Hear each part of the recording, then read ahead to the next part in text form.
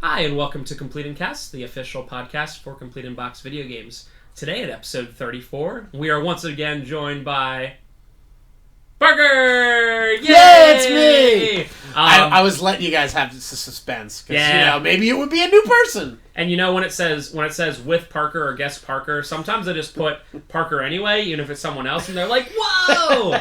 Or the people, like when Ferris watches we got those these. Parker clicks. It's clickbait. I mean, yeah. I'm popular enough. You gotta pull in those Parker crowd. And like when Ferris watches these and listens to the whole thing, he can't read yet, but he listens to the whole hour and a half thing, and he's like, Parker? Anyway, so today in episode 34 we have our 11th. This is the new meme. Can you believe this is the 11th game review? Unreal every time. So today we're going. Thought we were done after 10. Today we're done forever. We can't review another game. Today we're talking Batman VR, which we're taking. This is.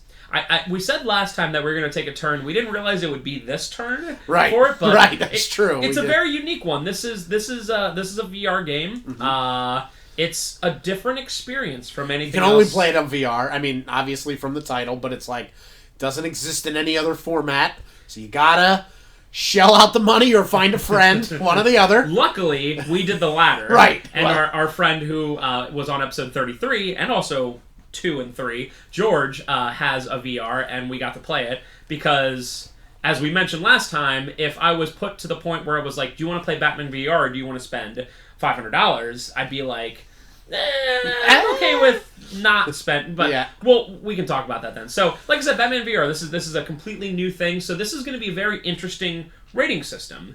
Once again, just to go over that real quick, we rate in 6 different categories. We got story, we have the gameplay, we have sound, we have graphics and atmosphere, fun factor, and replayability. And a couple of those will be really huge and different in the fact that it's VR. So I guess let's start at the beginning. So PlayStation VR. Mm-hmm. It is a VR headset that you, wear, and it, for the stuff that we played, and again, this isn't a general VR review, it ranges from cool little kitschy kind of whatever games to the real deal. And, in my opinion, for what we have so far, Batman is the real deal in terms of VR.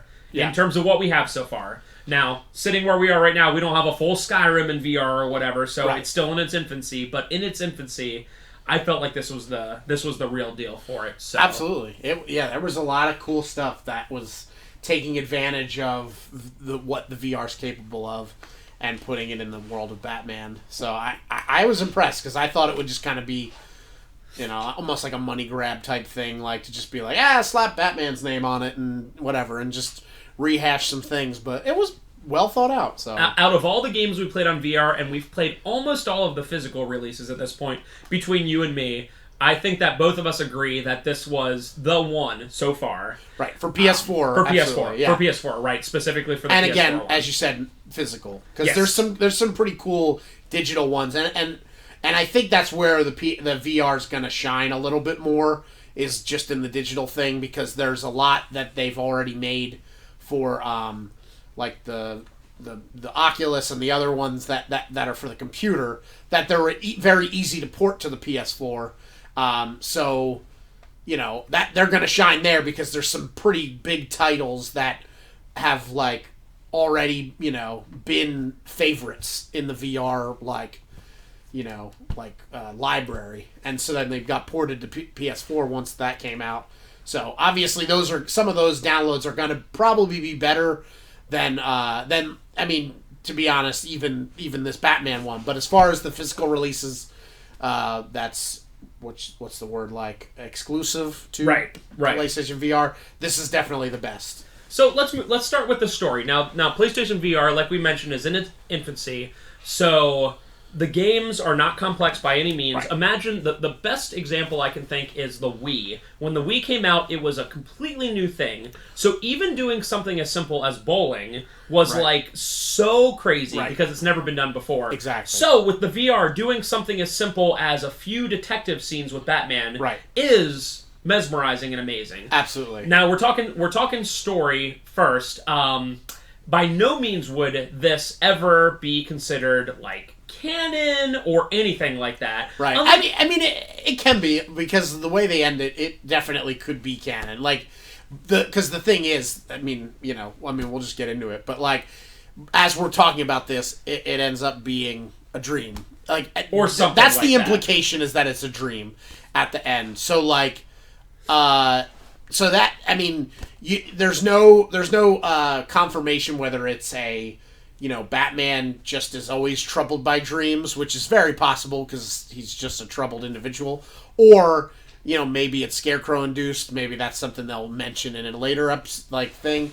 But what happens, you don't really have to worry about it being canon or not, because it is all a dream. It seems like they try to put this into its own world, kind of, despite being Batman and telling a lot of stuff. So the key to the story here is that it is probably, if you go through it without having fun and messing around, probably like a half hour to an hour game. Yeah, it's not very long. It's very short. Right. So they try to hit a lot of like key points. It starts off where you see for the millionth time Batman's parents get killed, but now you're there, and they do a cool thing where they make you at the same height as the 7-year-old or however old he was when it happened.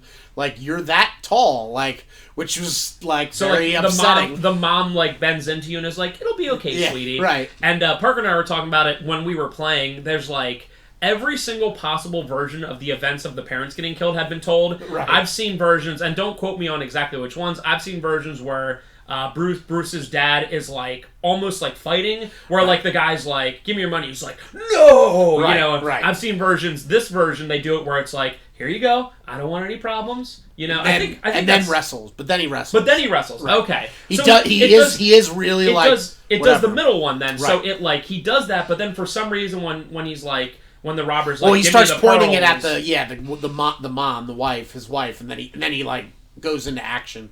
It's weird too, because the shooter changes too. Sometimes in this one it ends with him which is why I think that this goes along with the dream thing, is that at the end of that sequence, the criminal that shoots his parents leans into him and has words for Bruce, and in most tellings, he runs off and just right. runs. Right. He runs, and it's not a thing that he interacts with Bruce in any way. It's just a crime of being surprised and being desperate and that kind of thing, and that goes along with the state of Gotham. It's not so much that this guy that shot at Bruce's parents was this ultimate villain that had been planning it forever. It's just that Gotham is in such a terrible state that people are driven to such acts of desperation that they murder people over a couple dollars and some pearls, and it's that's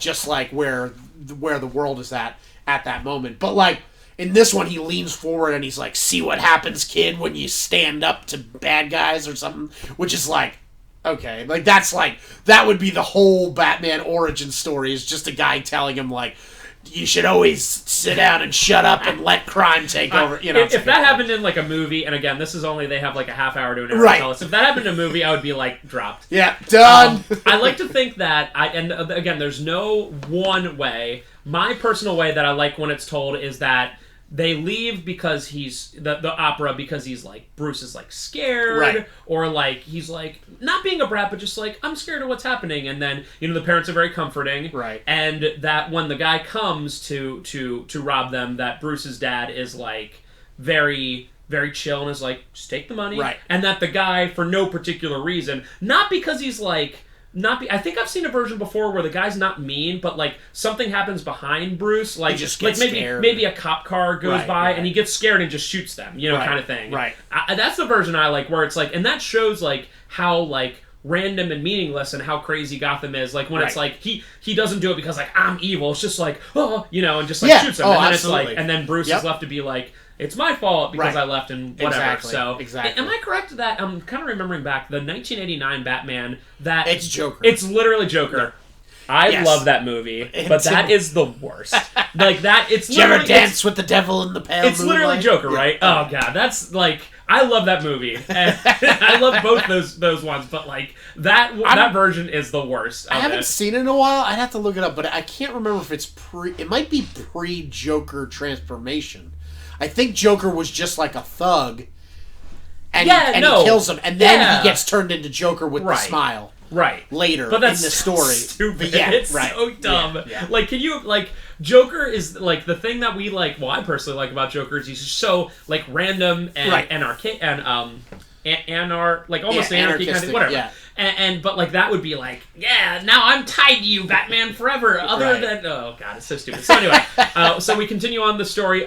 You're back at home, and not much happens besides, like, Alfred's just like, hey, we gotta, Well, you get news that Nightwing has disappeared, and Robin has disappeared, but then you get news that Nightwing is dead and murdered. And you go to the crime scene and you find out that he was murdered by someone. Right. Yeah. Well, Alfred tells you that he's been murdered, and so you got to go find out what happened. So you show up at this alleyway randomly, and then it hits the notes of, like, Arkham Asylum, where you rebuild this crime scene, by looking at stuff and rewinding time and all this stuff, and you basically try to figure out what happened and who did it, and what exactly, and so this is, I guess we're getting into that with gameplay, but yeah, so you figure out what happened, and then you get some clues. And then you follow those clues, and then you find Robin, the Jason Robin, not because Nightwing's there, so that's Dick Grayson. So then you find the new Robin, and he's captured by Joker. Yeah. Joker captures him, and he has him, like, in a cage, and there's all these cool stuff, and you basically try to get him out, but then Croc shows up and attacks you both. And then it ends up killing Robin. So now Robin and Nightwing are both dead, and Batman's like, I couldn't save them, like that whole thing. Right. And then you go to track down Joker, and you finally track him down. And when you do, you're in Arkham Asylum, and then you're going through, and then this is where it turns into the dream stuff. You basically find Joker's cell, and you open the little door, and you're talking to him, and then all of a sudden you look around and you're in the cell, and then every time you look at a wall it becomes different. There's writing on it, and then you turn, and then you relive the death of Nightwing, and you relive the death of Robin, and you relive all this stuff, and you keep looking around, and finally you look at a mirror, and you are the Joker, and you're like, first you look in the mirror and you're Batman, then you look away and you look back and you're the Joker, and you're like, and then it finally goes to black. And so it definitely, the huge implications that it was just, maybe it's Joker's nightmare, but I doubt it. It seems like it's more likely that it's Batman's nightmare. I think what they did with this one, because they knew that they could only make like a half-hour to hour game, that's a very simple but effective way to, like, end something like that, yes, where absolutely. It's like, either you're driven to insanity, and then you're like, well, maybe nothing happened, right? Or it's a dream, and maybe nothing happened. So there's many viable reasons why. Well, you don't realize it's a dream early on. Like, it's not like when you would play Arkham Asylum or whatever, and you end up in one of Scarecrow's dreams, like, and it's pretty obvious right away that something weird's going on. Yeah, like you do think that. At least the way the game's presenting it is that, like, Nightwing has been killed, and then you go to try to save Robin, and he gets killed. So you do think this stuff's happening, because you go through all the stuff. You interview, or you interrogate Penguin, you go to a morgue, you search for clues, you do all the stuff that you would expect to do in real life, like in the canon normal awake world. But then, right at the end, things start falling apart and getting insane. So I think that it's just one of those, dreams, and then as you start to get near wakefulness, it starts getting really far out and weird. Yeah, I think if I had to view this, I would say that I view it more as a becoming insanity kind of thing than like an actual dream. So that's fine. My thing that would be Batman's slowly losing his grip on reality. And I love when they almost do that in the Arkham games, where they get to the point where you're like, what's real and what's not. And I wouldn't be able to tell you at what point it's real and what point it's not. But I think at the end, instead of being a dream, it's like he's lost it. He could be he could be standing there outside of the cell still, but he's like lost it. Right. So Okay. again, you can look at it either way with that one, right. because it ends with you being Joker, and it doesn't show like anything else. Like like he wakes up or whatever, where it's like completely obvious. It doesn't show him wake up, but it goes to black. So whatever. But in my mind, I like the idea that Batman is plagued with dreams like this every single night because Batman's so troubled, That's cool, or whatever, that he's just like, this is what Batman deals with, and yet he still gets up every day and goes out and tries to fix Gotham, even though he's like being constantly hounded and plagued by all sorts of like, I mean, that's the great the Batman mythos is just that he's constantly being like he has all of this guilt and all of this stuff that he carries with him at all times from his past, and just like is dealing with it, but at the same time trying to be a hero. But yeah, so I thought it was cool. I mean, for what it was, like, obviously they couldn't, I was really surprised at first when what was happening, because I was like, this is weird for them to just like reveal all these crazy story things in a game. Right. Do you know what I mean? Like, it'd be like just in this game that probably not a lot of people are going to play. Hey, there's Nightwing. He's dead. Hey, there's Robin. He's dead. It's like, jeez, all right, I guess. Like, I was like, this is crazy. And then I was like, okay, so that makes, sense. I can see it going either way, but yeah. So especially when we're talking about story, we absolutely have to view this in its own world. And when I'm coming up with a score for this, I view the fact that they legitimately had to make an hour-long story. Right. They couldn't make it complicated. I mean, Batman Arkham City story is 20 times longer. Right. So it could have gone way worse. Like, so I mean, it could have been too simplistic. I view this on two sides. They could have gone way worse and just made it like cringeworthy, which it wasn't. Yeah. But they also could have gone where it's just literally like, play 6 scenes from Batman and just had to be completely disjointed. Right. Like, here's the one where Batman's back gets broken. Right. Here's the one where Joker falls in the vat. Absolutely. Right. And that would have been, for what this game was, acceptable. Yeah. But they went out and at least made it a thing where it's like a full story for that. It can fit into this like world. Like, it can fit because it's all the same stuff from the the Arkham series with the reimagining of like Penguin and Joker, and they all look like they're from the series, and they got Mark Hamill and they got Kevin Conroy. So it's that world.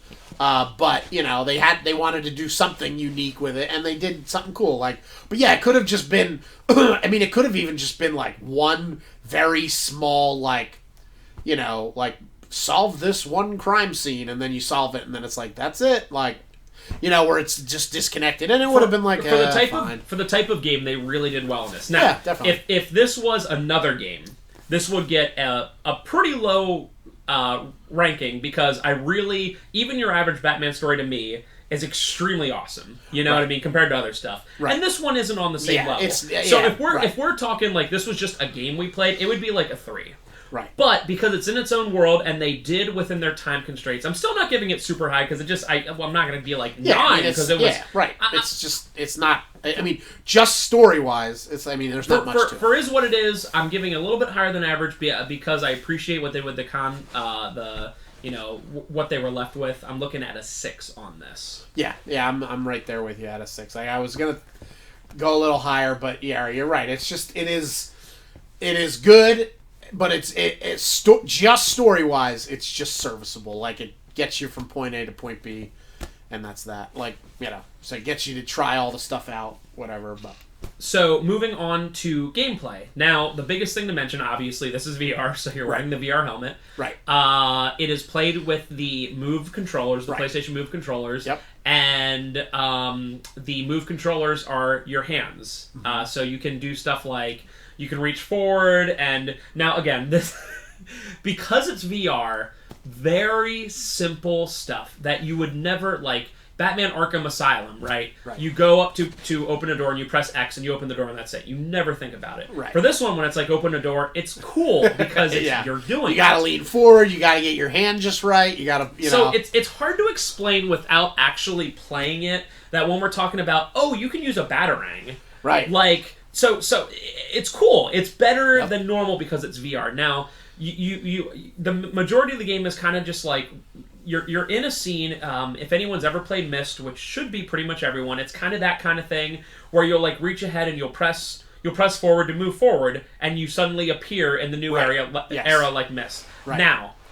this, because of the VR being in its infancy and because of the way humans handle VR stuff, this is the way, at least right now, that they kind of have to do this. Right. If you would be just walking around in this stuff, it would be much more difficult to do.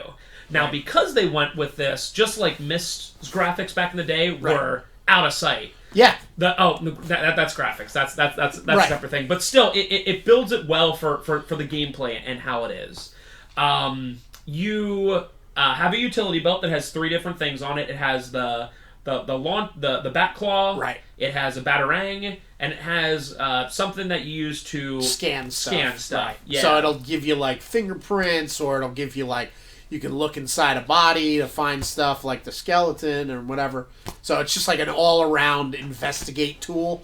You also pointed at things to rewind the crime scene and all, you use it for all sorts of stuff like that. And I will say the gameplay for this is the one of the ultimate games of, if you're, I don't want to say a joyless individual, but if you're someone who's just like, I just want to go through it, you're not going to have fun. Right. No. It's like 6 or 7 scenes long, and if you want to, you can complete each scene in like 5 minutes. Oh, yeah. So when people were telling me, like, it's a half-hour game, it's like, it's a half-hour game. Yeah. But how long did it take us to play? Yeah. Like, probably 3 or 4 hours overall, right? Oh, easy. Because the the first scene you get, you go down in the Batcave, which is like really fun because like you have to play the piano, and then you go down in the Batcave, and then it's like it opens up, and it's like really cool, and like right away you're just given all this workspace to just mess with, and there's like the Joker card, there's like a vial of blood, there's all sorts of like just stuff to do, like, and you could just be clicking buttons and flicking switches and throwing stuff, and it's like, we spent like 15 minutes, 20 minutes just in there, so to say it's a half-hour game is like, right. Well, that's not true. When people were saying it's a half-hour game, now that I went back and played it, I'm like, you didn't experience the game. Right. Like, yeah, that is the game. Parker and our biggest difference in games is I kind of just go through it and play it for the story, just whatever, and I just finish it, and he does 100%.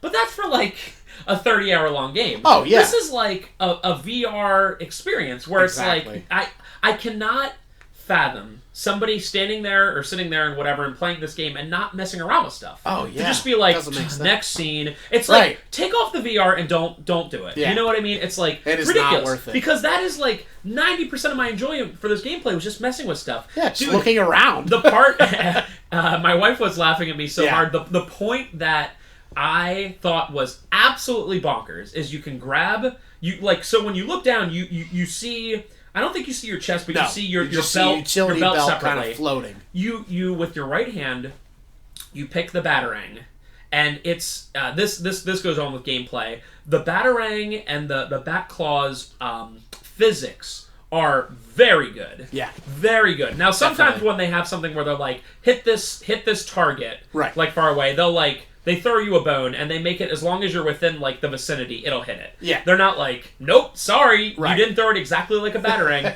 But, like, so, the physics are incredible. You grab this thing, and the one time I was just messing around, I threw the batarang up in the air, and reached my left hand out, and I was like, no way are they going to let me interact with this with my other hand, right? You catch it in midair. And that sounds like nothing, but it's like, that, they literally wouldn't have to do that. They could make it, like, the second you drop the batarang, it, like, disappears and whatever. And that's a big thing with this game. They like encourage you to mess around with stuff because like you pick up like one of the vials of blood in Batman's Batcave and you throw it. You can do whatever you want. You can throw it at Alfred, you can slam it on the ground, you can whatever, and it'll reappear. The game is telling you mess around. Stuff. Mess around. Exactly. The game is saying be Batman and mess around with stuff. Right.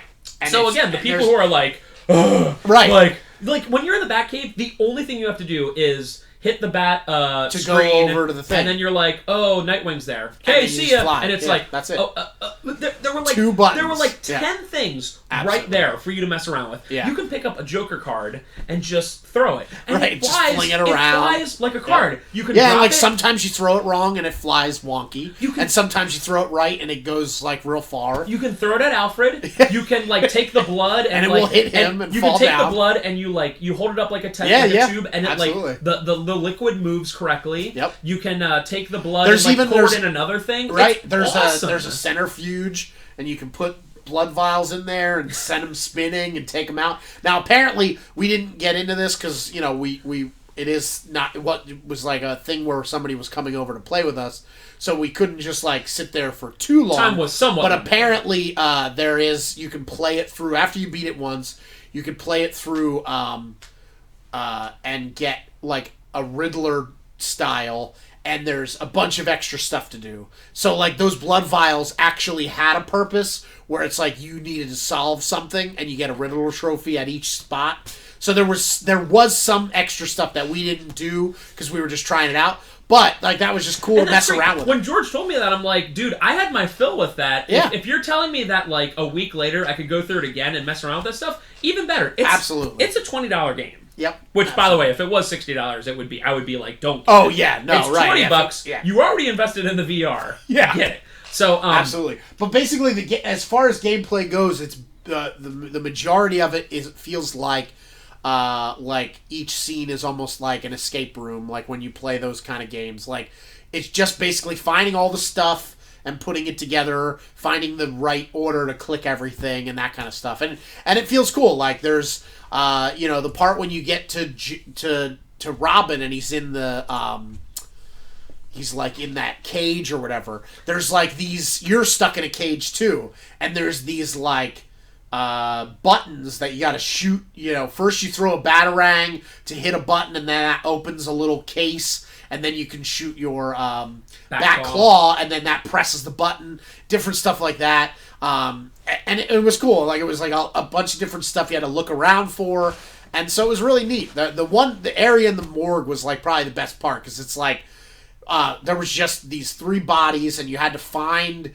these different pieces of shrapnel embedded in each of the bodies using 2 different types of scans. So you get 6 pieces when all said and done, and your back computer reconstructs a 3D model of all 6 pieces, and then you manipulate in 3D space, like picture like Minority Report or something. Like you pick these things up and you rebuild basically like it was like a piece of, or like a, I think it was like a drill or something. Was it like either a bullet? Either it was like a bullet or it was like a spark plug. It was some kind of piece of machinery. Yeah. But you basically rebuild this thing, and then once you rebuild it, you're able to turn it and read like where it's from off the side. I think it was like it looked like a spark. I think it had 2 things, like a spark plug or something, or a fuse, and you rebuild it based on the shrapnel because these guys got, something blew up and these guys like had this stuff embedded in them, and I'm like, what a cool idea. Like, that's just so fun. Like, to just, rebuild that in space. Rebuilding that thing in 3D space was, like, one of the coolest things, for sure. A lot of these puzzles and mini stuff that they had in this game would actually be cool in a normal game. Unlike the story, which had to be stripped and was very barren. Like, right. If you had that thing where you went to a morgue and did that and it wasn't VR, it would still be pretty fun. Oh, yeah. Like, absolutely. you could, like, do, like, little, like, button mini games for whatever. It would be fun. But the fact that it was in VR was, like, just boss. It was just great. Yeah, that was cool. I mean, I could play a whole game of just, like, solving little, like, rooms like that with, like, some sort of detective-style thing where it's, like, scanning for blue fingerprints and then putting those fingerprints together, or pieces of fingerprints, and then having to, like, manipulate that in that 3D thing. Like, that was just really, really neat. And that's the best thing that this game does gameplay-wise is you feel like you're Batman. Yes. It's called Batman VR. Right. You're playing as Batman in the first person. You want to do cool Batman stuff. Oh, absolutely. And that's my biggest thing, and I love the Arkham games, but my biggest thing with some of them, especially I think City, they like go towards more of you're the vigilante who's always fighting stuff. It's like, but he is also the world's greatest detective. Exactly. And this, you feel like the world's greatest detective. Oh, yeah. You're do in, all sorts of you're cool in your Batcave, and stuff. you have this million different things, and you're like, I must be the world's greatest detective. I have, like, vials of blood. Yeah, exactly. exactly. And a centrifuge, to mess around with. And it's like, it's like everything you do, you feel like when you do the Nightwing thing, you recreate the scene, and you have to be like, you have 3 or 4 different angles to choose from. So you rewind through the footage and you're like, oh, that angle, I can see his ribs broke. Right. There. Yeah, you try to find the 3 like major injuries that he sustained. after you scan Nightwing's body and you figure out like what major injuries he has sustained, and then you try to figure out where in the fight they happened. And it was cool. So you like rewind the footage and then you find the moment that his jaw breaks, and then you pause it and then you like zoom in on it, and then it's like, okay, like blah blah blah, and like all that stuff. And it was really cool because it was like you basically are rebuilding the scene in order to find out that there was somebody that watched it and they left a fingerprint on the wall. And that was the whole thing, was to try to find who might have witnessed it. And then once you figure that out, you find out that, like, Penguin was associated with it. And that, like, gets you, further in the story. But, yeah, like, it was really, really, like, well thought out. Like, all the stuff you get to do in this, like, half-hour, quote-unquote, game. Like, you get to mess with all sorts of stuff, and it was just really, really cool. Literally every scene is so dense with stuff you can do. Absolutely. Even stuff that you don't have to do. It's so dense. I mean, it's like poetry. Yeah. It rhymes. Thank you, George. The end, there was that, when you get to Arkham, it's pretty cool, because you, like, walk around and there's a couple Easter eggs of like you open up this locker, and then it's like Cash's locker, and you find this like prosthetic hand claw thing, and you see a picture with him and his family, and like a coffee mug and stuff, and it's like you don't really need to look for that stuff, but it was there and it's cool, and you just experience it, and you're in Arkham, and you like can open the little like the solitary confinement sliding doors. So you can see inside. Yeah, and you can see Zaz, and they're like sitting in there, and he's like, I forgot to kill them all, and it's like got numbers everywhere, and it's like really cool. So legit thinking back on this gameplay wise, I'm gonna make a semi-bold statement. If you play this game and you don't enjoy like just messing around as Batman, just like every scene that you mentioned, I think of like 100 things. Like during that, it was funny when you're in Arkham Place. There's a like a guard station in there, and you can just pick up all this stuff and mess with it. Yeah. I was picking up the book and was like, "Hello!" Like they don't have a bell necessarily. I think you picked up the mug that was in Cash's locker and brought it over to the like guard station, and you like threw it in there or like set it down inside there. And then first I set it down, I was like, "Here you go," and then I was like, nah, never mind. You just throw it in there and it like breaks into a million pieces. It's awesome. Like, so like my bold statement is if you don't enjoy just playing this and having fun and messing around, I don't know if video games are right for you. Like it's just like it's like legit like everything. And again, I played other VR games that made me like very physically sick. Like, there's a luge game on PlayStation World, so I understand if, like, your reason's like, I can't play VR, I can't handle it. Yeah, some people 100% understand. But if you play it and you can handle it and you're like, nah, just doesn't do it for me, it's like, dude, maybe find another, like, hobby. Like, I don't know. Yeah. Like, it was just, I could literally go to these, like, scenes and just mess around with stuff all day. Yeah, like, absolutely. Legit, it's just so fun. Like, I just cannot, the people who are like, it's a 4 out of 10, it's a 30-minute game, it's like, dog, maybe, movies should be your thing. Like, I don't know. Because, like, it's just, like, all you've ever wanted in games is, like, to feel like you're the person in there. Right. And to be able to have as much control as possible. That's the whole thing with games. Oh, yeah. And this is it. Absolutely. It does it. Yep. Absolutely. So, again, take no offense to that, anyone out there, but, like, legit, like, and again, we played it with friends, so that's a little more fun, to be able to, like, mess around with people, but, like, not to just be like, I can mess with all these objects and everything. I just can't see that. Yeah, you're not having fun with that. It was so cool. So we're looking at gameplay. Can't give anything a perfect because I wish it was longer, but it is what it is. Yeah. But I'm looking at a 9. It was such a great experience for me. Yeah. I'll bump it up to a 9.5 because I did really enjoy that. I'm already a fan of like adventure puzzle type games where you're like solving little things, and this had that perfect feel to it. There was not there was like one scene where you had to shoot or throw batarangs at like Penguin's guys, but I don't even know if you could have died there. So they did that it was like that adventure game style where they take out the ability for you to like get killed or anything like that. Like you're just figuring stuff out. Like you're not like having to do twitchy stuff or it's like that. It's just whatever. And I enjoy that.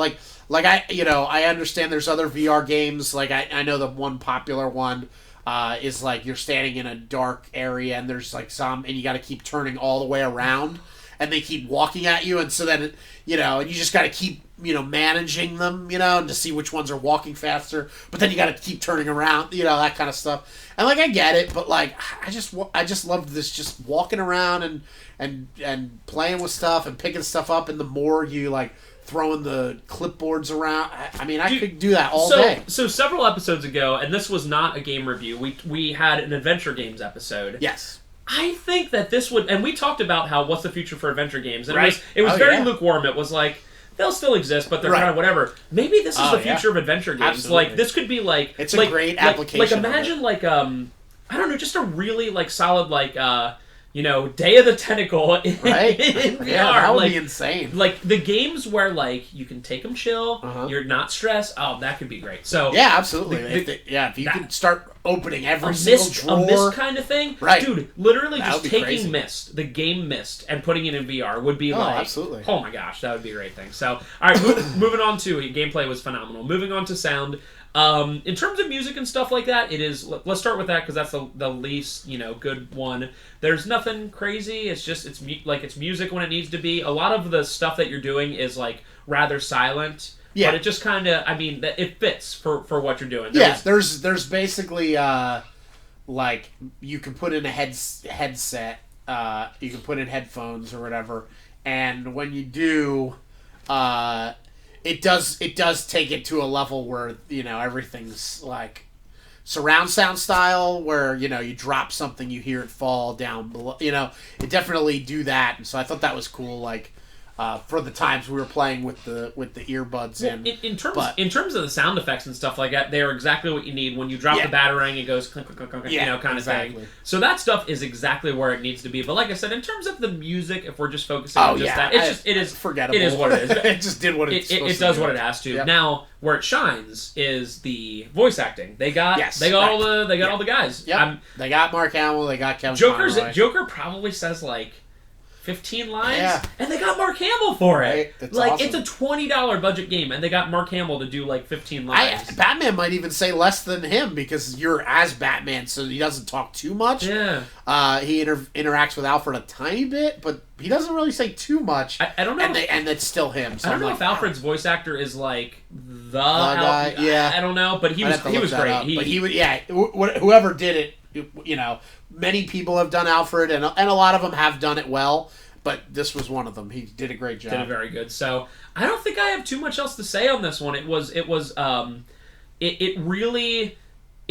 the focus, because VR is much more right now, at least for us being new to it, a visual medium. But it didn't take away, and when it comes to the voice acting and stuff like that, it very much accentuated the experience. So in terms of sound, I'm looking at an 8. I thought it was good. Yeah, I'm right. I'm there with you. 8. That sounds great, because it was good. And I think if you do play it, if you do go and play it with the earbuds in, it's really cool. It puts it on a little bit another level. So we are about to have a second when it comes to our video game reviews. We have graphics and atmosphere, and I'm going to spoil it right now and say I'm going to give the second 10 I've ever given. Whoa. I just looked it up. The first 10 was actually the graphics and atmosphere for Resident Evil 7, which I gave a 10 because the atmosphere was just so phenomenal. Oh, yeah. This is so hard to explain without actually playing it on the VR, but it is so beautiful. Yeah. And part of the reason it can be so beautiful is it's one of those Myst-style games. So they pre-render the graphics or the whatever, and it just is what it is. The characters look so good. Like when Robin is in his, we could talk about anything, but when Robin's in his cage and he leans forward towards you, it's he's there. And then Killer Croc's behind him and he just looks awesome. That was a surprising moment too when it comes out. And it was was really impressive because he's big, So it was and you're oh my gosh! You always know Killer Croc's big, but then when you're in VR, you see him and he's whoa! Yeah, you feel and Robin's that your size. He's 6 foot, but then Killer Croc's 10 feet. Yeah. And I feel like I've talked about most of this before, but all the small attention to detail, having the Joker card, being in Wayne Manor, and you only see the main room, but it's like Right. it's huge and everything's so detailed, and the graphics are just so pretty that it was like. So we originally, as a small aside, when we originally did the VR, there was a bunch of people over. So I played through the Until Dawn game. It's kind of like a House of the Dead style shooter, and I was like, wow, this is kind of cool looking. Parker messed around with the RE7, which we already did normally, so it would have been much more if we just would have been like, okay, only RE7, and you went through VR. It would have been a different experience, but yeah, definitely. You saw it and you but were like, but cool. it wasn't Move stuff. It like didn't incorporate the Move controller, so it didn't immerse you as much as just was like a lot bigger screen that you felt like, whatever. It made the tension a little bit more when you were getting chased and stuff, but like overall it didn't really change much gameplay wise VR for RE7. So we were like enjoying cool. the Yeah, VR. like, We're like, sweet. yeah, no, cool, this is a neat little thing.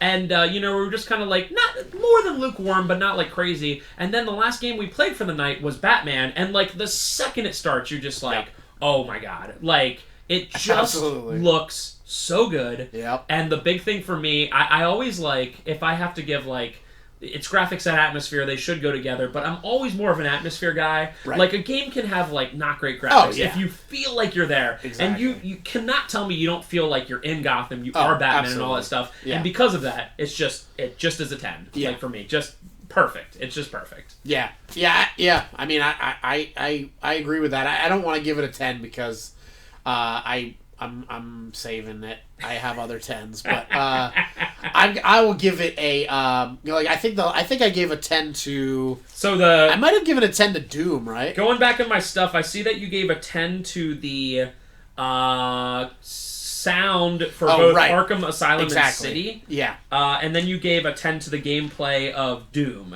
I probably would have given a 10 to sound for this if Mark Hamill would have talked more, because that's what happens. Is like I just love him so much that I'm like, if he's in it a lot, I'm like, he's you gotta just give it a 10. He's just the best voice of he's so perfect as the character. Yeah, but so I'm giving a 9 for the graphics, because like I will say that like the like it is still like in its infancy, so the graphics are great, but they're not like when you play RE7 on the PS4 on the HD TV, it looks crystal clear. When you play this with the Arkham VR with the headset, it's amazing and you feel immersed.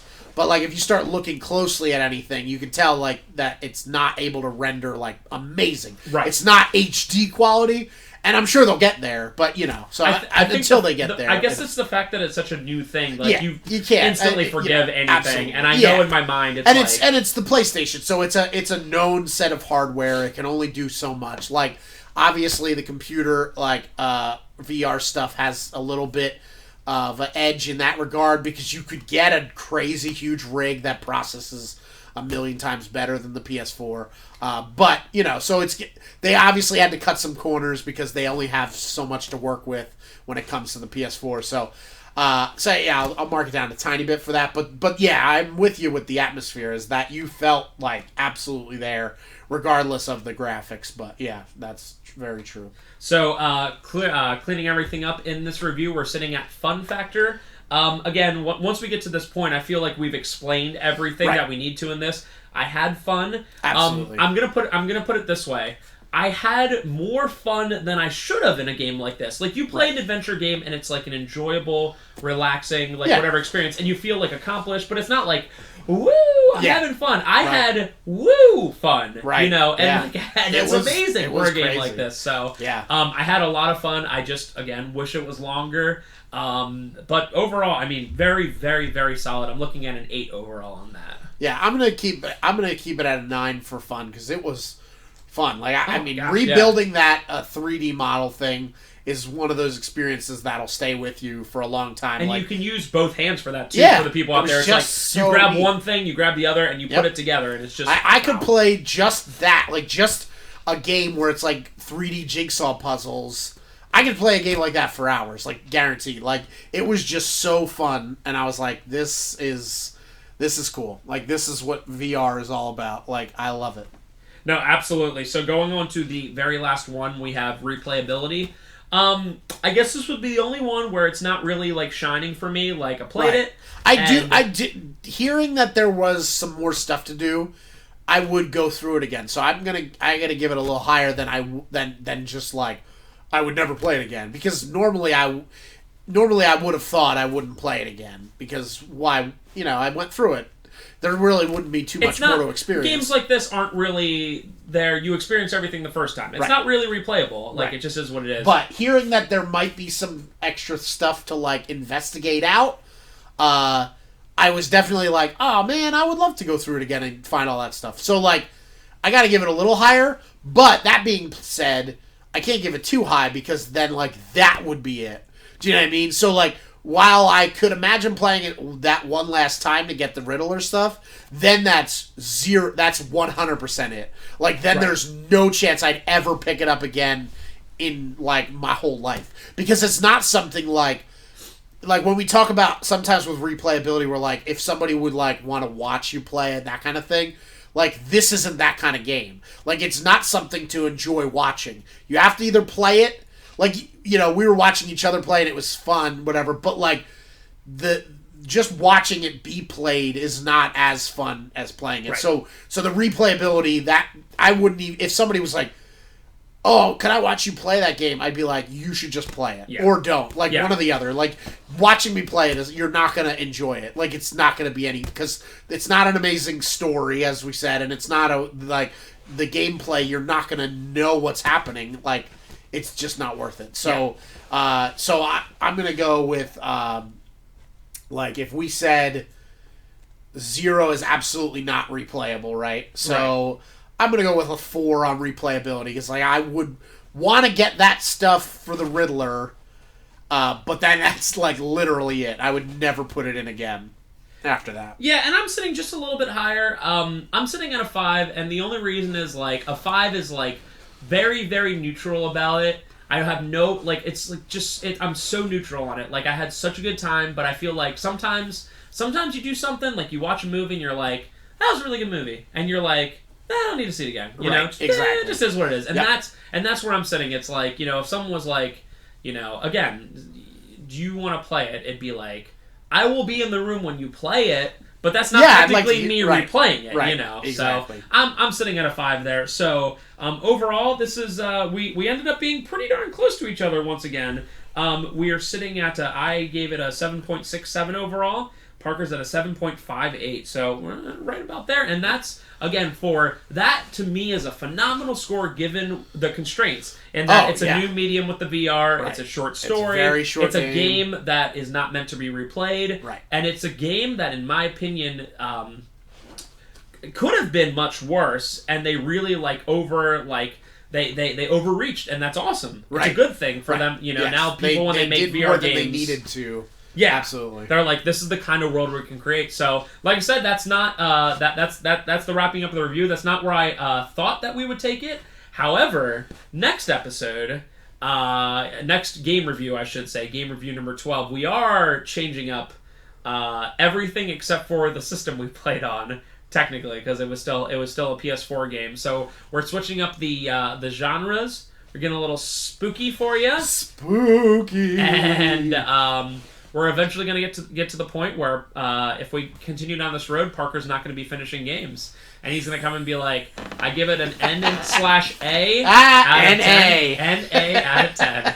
So hopefully you guys enjoyed. Like I said, the big takeaway from this is if you have a VR, you have to get it. It's $20 brand new. Oh, absolutely. If you have a VR and you already put the money into it, get it, please. Right, absolutely. Even if you play it through one time and it's one evening of fun, it's worth $20. Right. I mean, going to the movies costs $10, and this is better than the movies, It is not worth the VR. Is it worth the VR? No question. Absolutely no question at all. Absolutely.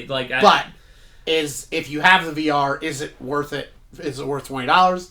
100%. Yes. Isn't that so weird? I think that's one of the few games that you can be like, is it worth it to get the thing? Oh God, no. Yeah. But is it worth it if you have the thing? Oh yeah. Absolutely. Like, it's so weird. Like that. Like, you don't see that too often. No. Although, but I mean, it is the difference between a $500 or a $520 price tag or a $20 price tag. Yeah. Like, assuming you already paid the $500, now you're in that boat. But also, I'm one of those guys that when people come into the store, they're like, I'm thinking of getting a PS4, but just for this game. Like, I will never ever recommend a game for a system for a person unless they have like 6 unique titles they want to play. Exactly. Because it's like if someone picks up like a $20 PS1 because they want to play FF7, it's like, dude, it's $20. It is what it is. But it's like, getting a $300 system, it's like you want to have 5 or 6 things you want to play. Oh, for. yeah, So for again, sure. if you have the VR, please get it. You have to. Because you will not be disappointed. Because literally by the way, the last thing I'm going to take you out on this. They have you put on the mask early on in the game. And there's an official rule in this world that if you play this game, when you put the mask on, you have to say, I'm Batman. We'll see you next time, guys.